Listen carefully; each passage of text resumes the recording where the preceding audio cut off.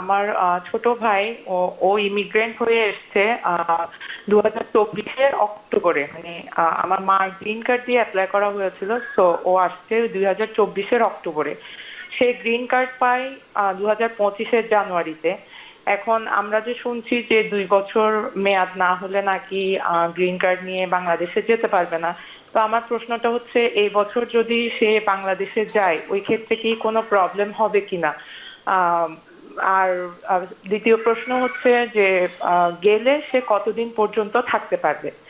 হ্যাঁ, আমার প্রশ্ন হলো, আমি আমার বোনকে অ্যাপ্লাই করেছি 2007-এর 7ই জানুয়ারি। তো আমি এখনো পর্যন্ত কোনো ইন্টারভিউ যে চিঠি মানে পাইনি, ইমেল পাইনি। তো রিসেন্ট একটা ইমেল পেলাম যে 2 ইয়ার্স পুলিশ ক্লিয়ারেন্স এক্সপায়ার হয়ে গেছে, তো ওরা পুলিশ ক্লিয়ারেন্স চাচ্ছে। আমি পুলিশ ক্লিয়ারেন্স ট্রাই করছি। আর আমার আরেকটা প্রশ্ন হলো যে ওর বড় ছেলের বয়স 21 হয়ে গেছে 2 বছর আগে, এখন ওর বয়স 23 বছর। এখন কি ওর কি আসার কি কোনো অসুবিধা হবে এই দেশে? আর একটা কথা হলো যে আর এটা কি কোনো নির্দিষ্ট মেয়াদ আছে যে এত বছর পর পুরো ফাইলটাই ক্যান্সেল হয়ে যাবে? ওই অ্যাটর্নি স্যারের আমার কোশ্চেনটা করছে যে আমার আব্বার কেসটা রিফিউজ হিসাবে আছে। তো আমি এখন ওই এম্বাসিতে আমি ফোন করছিলাম একবার ইনকোয়ারির জন্য যে কি হয়েছে। এখন ওরা বলতেছে যে এটা 6 মাসের জন্য অ্যাডমিনিস্ট্রেটিভ প্রসেসিং এ রিফিউজ হয়ে আছে। জি, এখন আমি বুঝতেছি না যে আমার কি করণীয়, কিন্তু আমার মা চলে আসছে গত 2 সপ্তাহ আগে। আমি একটু অ্যাটর্নি স্যারের কাছে একটা প্রশ্ন ছিল আমার। জি বলুন। এটা হচ্ছে আমি 2014 সালে আমার বাবার সাথে ইউএসএ তে আসছি অ্যাজ ইমিগ্রেন্ট হয়ে। আমার আব্বা আসছিল F4 ক্যাটাগরিতে। তো এরপরে আব্বা গ্রিন কার্ড হয়ে যাওয়ার পরে এরপরে উনি দেশে চলে গেছে। আমার আম্মা অনেক অসুস্থ ছিল, আর ব্যাক করে নেই গ্রিন কার্ড নিয়ে। তো এরপরে আমি 2022 সালে আমি মানে আমার বাবার জন্য অ্যাপ্লাই করছিলাম IR5 ক্যাটাগরিতে, তো আব্বা আম্মার জন্য। তো আব্বা আম্মার ইন্টারভিউ হয়েছে ফেব্রুয়ারিতে ঢাকাতে ইউএস এম্বাসিতে। তো ওনাদেরকে দুইজনকে অ্যাপ্রুভাল দিয়ে দিতে ইন্টারভিউ সময় দিয়ে আপনাদের ভিসা অনুমোদন হয়েছে। তো আপনারা 15 দিনের পরে পাসপোর্ট পিক আপ করবেন। এখন ওই 15 দিনের ভিতরে ইমেল আসছে। মানে ইমেল আসার পরে যখন আমরা পাসপোর্ট পিক আপ করতে গেছি দেখি যে আব্বার ভিসাটা দেয় না, ওটা রিফিউজ হিসাবে আছে, আর আম্মারটা দিয়ে দিচ্ছে, ভিসা দিয়ে দিচ্ছে। এখন আমার আব্বা কি আর আসতে পারবে? মানে এরকমের কি কোনো প্রবলেম হবে এটাতে? অনেক ধন্যবাদ। বা কেন হয়েছে এটা, সেটা আপনার প্রশ্ন। অনেক ধন্যবাদ জনাব সাইদ আপনার প্রশ্নের জন্য। অ্যাটর্নি মীর মিজান, ওখানে আপনাদের যেটা উচিত, এখনো সময় নিশ্চয়ই আছে যে জানা যে কেন, কোন ধারার অধীনে এই রিফিউজালটা করা হলো। ওনারা যে আগে এখানে ছিলেন ওখানে কি ঘটনা ঘটেছিল যার ফলে, বা উনি অন্য সময় অন্য কোনোভাবে কোনো ভিসা পিটিশন এর বেনিফিশিয়ারি ছিলেন কি না। হ্যাঁ, ওনার কোনো এই যে জিনিসগুলো, এগুলো যদি আপনারা একটু ঘেঁটে দেখেন তাহলে হয়তো ওখান থেকে শুরু করা যাবে যে কোনো ধরনের ওয়েভার আছে কি না। হ্যাঁ, সবগুলোতে ওয়েভার নাই, কিন্তু অনেক কিছুতেই ওয়েভার থাকে। এবং একটা ভালো জিনিস হয়েছে আপনাদের যে মার ভিসাটা হয়ে গেছে, উনি যেন ইমিডিয়েটলি চলে আসেন, কারণ আসার আগ পর্যন্ত উনি গ্রিন কার্ড হোল্ডার না। যখন এখানে এসে পাড়া দিবেন, কাগজপত্রগুলো তাদের হাতে দিবেন, তারপরে ভেতরে আসবেন, তখন উনি লফুল পার্মানেন্ট রেসিডেন্ট। এবং অনেক কিছুর ক্ষেত্রেই এই যে স্পাউস হচ্ছেন আরে আশ্চর্য, হ্যাঁ, কোয়ালিফাইং রিলেটিভ। ওনার যদি, আপনার বাবার যদি কোনো কারণে কোনো ক্ষতিকর কিছু ব্যাকগ্রাউন্ডে থেকে থাকে, তাহলে সেগুলার মানে দের ইজ এভরি চান্স উনি কোনো ওয়েভার পাবেন। কিন্তু সেই ওয়েভারটা পাবেন কবে? যখন ওনার কোয়ালিফাইং রিলেটিভ থাকবে। উনি তখন পায় নাই, হয়তো আপনার মা যেহেতু তখনও গ্রিন কার্ড হোল্ডার না, তো উনি ইমিডিয়েটলি চলে এসে তখন আপনারা একটু খতিয়ে দেখবেন।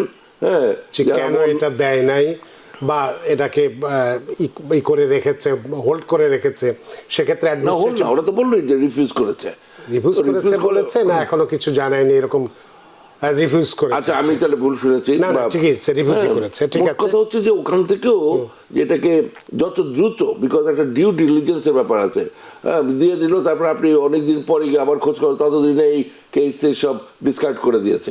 তো ওইটা যেন না হয়। অনেক ধন্যবাদ প্রিয় দর্শক সাইদ, আশা করি আপনার প্রশ্ন উত্তর পেয়েছেন। আমার ছোট ভাই ও ইমিগ্রেন্ট হয়ে এসছে 2024-এর অক্টোবরে, মানে আমার মার গ্রিন কার্ড দিয়ে অ্যাপ্লাই করা হয়েছিল, সো ও আসছে 2024-এর অক্টোবরে। সে গ্রিন কার্ড পায় 2025-এর জানুয়ারিতে। এখন আমরা যে শুনছি যে 2 বছর মেয়াদ না হলে নাকি গ্রিন কার্ড নিয়ে বাংলাদেশে যেতে পারবে না। তো আমার প্রশ্নটা হচ্ছে, এই বছর যদি সে বাংলাদেশে যায় ওই ক্ষেত্রে কি কোনো প্রবলেম হবে কিনা? আর দ্বিতীয় প্রশ্ন হচ্ছে যে গেলে সে কতদিন পর্যন্ত থাকতে পারবে? ধন্যবাদ। অনেক ধন্যবাদ প্রিয় দর্শক আপনার প্রশ্নের জন্য। অ্যাটর্নি মীর মিজানুর রহমান। না, এই ধরনের কোনো নিয়ম নেই যে 2 বছর আগে যেতে পারবে না। হ্যাঁ, এগুলো একটা। আর গেলে কতদিন থাকতে পারবে, উনি 1 বছর পর্যন্ত কোনো পারমিশন ছাড়া থাকতে পারবেন। কিন্তু যদি 6 মাসের বেশি থাকে তাহলে ওনার রেসিডেন্সিটা নষ্ট হয়ে যাওয়ার একটা রিস্কে থাকবে। আর যদি 6 মাসের কম হয় তাহলে ওরা বিপদ করতে পারে। যদি আপনি দেখা যায় একটা প্যাটার্ন হয়ে গেছে, প্রতিবারই ওই 5 মাস 20 দিনের মাথায় গিয়ে আপনি চলে আসলেন, আবার 2 দিন থেকে আবার গেলেন, এই ধরনের প্যাটার্নটা বন্ধ করতে হবে। হ্যাঁ, উনি গেলেন, বেড়াতে গেলেন, হ্যাঁ, সেই জন্য। কিন্তু পার্মানেন্টলি উনি এখানে থাকেন, এই ব্যবস্থাটা যেন থাকে। হ্যাঁ, এই হচ্ছে কথা। এবং এটার আরো লং লিস্ট, অনেক কথা বলা যায়, কিন্তু প্রচুর প্রশ্ন আছে বোধহয়, সেদিন আর আমি বাড়ালাম না। আর কতদিন থাকতে হবে ওটা কি বলেছেন? ওই যে বললাম, আচ্ছা, এরকম করে না, আপনি বেড়াতে যাবেন একটা জায়গায়, থাকেন এখানে, আপনার যেমন ওনার ভাই, ওনার মা, সবই এখানে। আপনি 2 মাসের জন্য, 1 মাসের জন্য যেতে পারেন। কোনো সময় তো অসুস্থ হয়ে গেলেন, আপনি 3 মাস কি জমি বিক্রি করবেন, সেটা একটা ব্যাপার। কোনো একটা রিজন থাকতে হবে। কিন্তু নাহলে আপনি ওই 5 মাস দুজনের সময় মানে হুট করে লাস্টে আসলেন এবং এটা প্রতি বছর এরকম করতে থাকেন, এটা কি শোভনীয়? না। মানে ল ইজ কমন সেন্স। আপনি দেখেন, আপনাকে যদি আটকায় আপনি কি অবাক হবেন? The answer is no. অনেক ধন্যবাদ প্রিয় দর্শক আপনার প্রশ্নের জন্য। একটা প্রশ্ন ফেসবুক থেকে নিয়ে আবার টেলিফোনে যাব। ওয়াকার ইউনুস সজল, তিনি বলছেন, আমাদের আগামী 22শে মে ইন্টারভিউ ডেট F4 ভিসা ক্যাটাগরির, আর আমাদের ক্লিয়ারেন্স নিয়েছি, পাসপোর্টের মেয়াদ 6 মাস আছে। এখন নতুন পাসপোর্ট করেছি, আর কিছুদিন আগেই পুলিশ ভেরিফিকেশন বোধহয় হবে, করিয়েছিলাম। এখন কি আবার নতুন করে পুলিশ ক্লিয়ারেন্স লাগবে কিনা একটু জানাবেন। আমি নীতিগত মানে formally you are doing just fine. হ্যাঁ, কথাটা হচ্ছে যদি আপনার ওইটার সময় থাকে, আপনি যদি আবার একটা করতে পারেন, আপডেটেড একটা কিছু করতে পারেন, নাথিং রং ইন দিস। সেটাই ভালো। অনেক ধন্যবাদ ওয়াকার ইউনুস সজল আপনার প্রশ্নের জন্য। আমার কোশ্চেনটা হচ্ছে, আমি আমার প্যারেন্টসের জন্য অ্যাপ্লাই করছি, ভিসা ইন্টারভিউকে যে প্রোফাইলটা ক্রিয়েট করা হয় ওখানে আমি IR5 এর জায়গায় IR1 দিয়ে ক্রিয়েট করছি। এটার জন্য কোনো সমস্যা হবে? না, আপনার কোনো সমস্যা হবে না, নিশ্চিন্তে থাকতে পারেন। আপনার প্রশ্নের জন্য ধন্যবাদ। হ্যাঁ, আমার প্রশ্ন হলো, আমি আমার বোনকে অ্যাপ্লাই করেছি 2007-এর 7ই জানুয়ারি। তো আমি এখনো পর্যন্ত কোনো ইন্টারভিউ যে চিঠি মানে পাইনি, ইমেল পাইনি। তো রিসেন্ট একটা ইমেল পেলাম যে 2 ইয়ার্স পুলিশ ক্লিয়ারেন্স এক্সপায়ার হয়ে গেছে, তো ওরা পুলিশ ক্লিয়ারেন্স চাচ্ছে। আমি পুলিশ ক্লিয়ারেন্স ট্রাই করছি। আর আমার আরেকটা প্রশ্ন হলো যে ওর বড় ছেলের বয়স 21 হয়ে গেছে 2 বছর আগে, এখন ওর বয়স 23 বছর। এখন কি ওর কি আসার কি কোনো অসুবিধা হবে এই দেশে? আর একটা কথা হলো যে আর এটা কি কোনো নির্দিষ্ট মেয়াদ আছে যে এত বছর পর পুরো ফাইলটাই ক্যান্সেল হয়ে যাবে? ওর ডকুমেন্টারি কোয়ালিফাই হয়েছিল 2022 অক্টোবর। আমাকে একটু জানালে আমি খুব উপকৃত হতাম। Thank you so much. অনেক ধন্যবাদ আপনার প্রশ্নের জন্য। অ্যাটর্নি মীর মিজান। না, ওনার ডিকিউ হয়ে থাকলে, হ্যাঁ, আমি পুরোটা ঠিক মতো শুনি। ডিকিউ হয়েছে 2022-এর অক্টোবরে, 2007 সালে 7ই জানুয়ারিতে অ্যাপ্লিকেশন করা অ্যাজ পার ভিসা বুলেটিন মে মাসের। সেখানে তো আমরা দেখছি যে এই ক্যাটাগরিতে জানুয়ারি 1, 2008 চলছে এখন সর্বশেষ। একবার ডিকিউ হয়ে গেছে, এখন তাদের দায়িত্ব ডাকা এবং এই ব্যাপারে এডুকেশন যদি আপডেটেড ডকুমেন্ট সব থাকে ওগুলো ওনারা সাথে নিয়ে যাবেন। যদি বলছে আবার দিয়েছে বললো, হ্যাঁ, পুলিশ ক্লিয়ারেন্স সার্টিফিকেটটাও দিয়েছে বললো, সুতরাং এবং যদি এর মধ্যে যে পিটিশনারের বা অন্য যে জয়েন্ট স্পন্সর যারা আছেন ওনাদের যদি আপডেটেড ট্যাক্স রিটার্ন থাকে, হ্যাঁ, যত কিছু আছে, কারণ অনেক দিন হয়ে গেছে তো।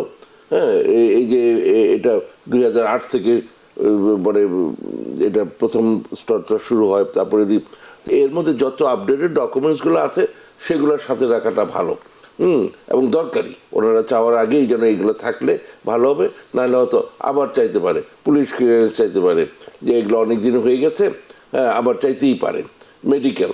তো এই যে ব্যাপারগুলো এগুলো যতটা সম্ভব যাওয়ার আগে হ্যাঁ আপনারা আপডেটে নিয়ে গেলে আর কোনো আমি চিন্তা দেখি না কিছু। আর যার একটা প্রশ্ন ছিল যে তার বোনের বয়স, বাচ্চার বয়স 21 থেকে 23 হয়ে গেছে। প্রথম কথা হচ্ছে যে এই যে এইজ আউট হয়ে যাওয়ার যে ব্যাপারটা, যদি তার ইন্টারভিউ নোটিশ এসে থাকে মনে হচ্ছে যেন ওটা ইস্যু না, ইন্টারভিউ ডেট আসছে, কিন্তু একদম গিয়েও শোনা যায় যে না ওনাকে দেওয়া যাবে না কারণ টাইম পার হয়ে গেছে। তো এই যে ব্যাপারগুলো এইগুলোর জন্য যার এরকম বর্ডার লাইন সিচুয়েশন তাদের জন্য এগুলো ফ্ল্যাগ করা উচিত। হ্যাঁ, যেরকম এই যাওয়ার একটা সিচুয়েশন আছে তার জন্য তাড়াতাড়ি ইন্টারভিউ দেওয়া হয়। এই যাওয়ার ব্যাপারটা যুগ যুগ ধরেই এখানে খুব সিরিয়াসলি দেখে compare to many other things. সুতরাং এই যে বাচ্চাটার অবস্থা যে এরকমের, এটা ইমিডিয়েটলি উচিত হবে তাদের কাছে জানানো যে তার বয়স এজ আউট হয়ে যাচ্ছে, তাড়াতাড়ি একটু ব্যবস্থা করার জন্য। ওই অ্যাটর্নি স্যারের আমার কোশ্চেনটা ইয়া করতে যে আমার আব্বার কেসটা রিফিউজ হিসাবে আছে, তো আমি এখন ওই এম্বাসিতে আমি ফোন করছিলাম একবার ইনকোয়ারির জন্য যে কি হয়েছে। এখন ওরা বলতেছে যে এটা 6 মাসের জন্য অ্যাডমিনিস্ট্রেটিভ প্রসেসিং এ রিফিউজ হয়ে আছে। জি, এখন আমি বুঝতেছি না যে আমার কি করণীয়, কিন্তু আমার মা চলে আসছে গত 2 সপ্তাহ আগে। এখন আমি বুঝতেছি না যে আমি কি করব। এখন আর কি করার আছে আপনার, এটাই হলো প্রশ্ন। জি, আমার বাবা কি আসতে পারবে, আমার বাবা কি আসতে পারবে কিনা। অ্যাডমিনিস্ট্রেটিভ প্রসেসে যেহেতু আপনি বললেন, সেটাই আমিও ধারণা করেছিলাম। অ্যাটর্নি মির্জা, আপনি কি বলবেন তার এই প্রশ্নটার ব্যাপারে? উনি তো প্রথমে বললেন যে রিফিউজড হয়েছে, হ্যাঁ, তো শব্দটা হয়তো এখানে ওইভাবে লেখে নাই, মানে ওই সময় দেওয়া হয়নি, কিন্তু পেন্ডিং আছে বিকজ অ্যাডমিনিস্ট্রেটিভ প্রসেসিং এ আছে। সুতরাং রিফিউজ কথাটা ভুলে যান, তাহলে ঠিক আছে। যদি অ্যাডমিনিস্ট্রেটিভ প্রসেসিং এ থাকেন তাহলে ওনারা একটা সময় জানাবে ওনার কি সমস্যাটা আছে। ওই সমস্যাটা না জেনে ওটার কি রিকোর্স সেটা বোঝা যাচ্ছে না। যেটা হবে অনেকগুলো পর্যায়ে, আনলেস মানে উনি এখানে ছিলেন, উনি এখানে নিজেকে সিটিজেন দাবি করতেন, এই ধরনের কিছু জিনিস আছে যেটার কোনো ওয়েভার নাই। কিন্তু যদি এরকম কিছু হয়ে থাকে যার ওয়েভার আছে, হ্যাঁ, এবং শুধু এটা ভিতরে এসে না, বাইরেও কেউ একজন ওই মানে বিভিন্নভাবে, অ্যাকচুয়ালি উনি যেহেতু বলতেছেন আমি চাই না যে ওনাকে কিছু বলে মন খারাপ করতে, এরকম অনেক ধরনের ভিসা বা বিভিন্নভাবে মানুষের অনেক কিছু ইস্যুস থাকে, হ্যাঁ। তো ওইভাবে যদি হয়, এগুলার যদি ওয়েভার থাকে, সেটার জন্য আপনারা আপনার মাকে রেডি করতে পারেন। প্রথম হচ্ছে ওনার হয়ে গেছে এবং উনি যদি চলে আসে তাহলে কি দাঁড়ালো, উনি গ্রিন কার্ড হোল্ডার। আমি বলেছি যে কখন গ্রিন কার্ড হোল্ডার হবে, চলে আসছে, মা 2 সপ্তাহ ধরে চলে আসছে। যদি চলে এসে থাকে, উনি ওনার কি ধরনের এক্সট্রিম হার্ডশিপ হবে সেই জাতীয় ব্যাপারটা রেডি করা উচিত।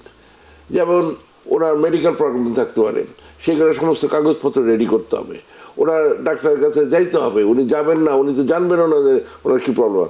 তারপরে আরেকটা ব্যাপার আছে, হয়তো ফিজিক্যাল মেডিকেল প্রবলেম নাই ওনার, এখানে একটা কাটা দাগ নাই, কিন্তু এখানে আছে, হ্যাঁ, আপনার এই যে সাইকিয়াট্রিক প্রবলেম, আপনি ওটাও একটা মেডিকেল প্রবলেম।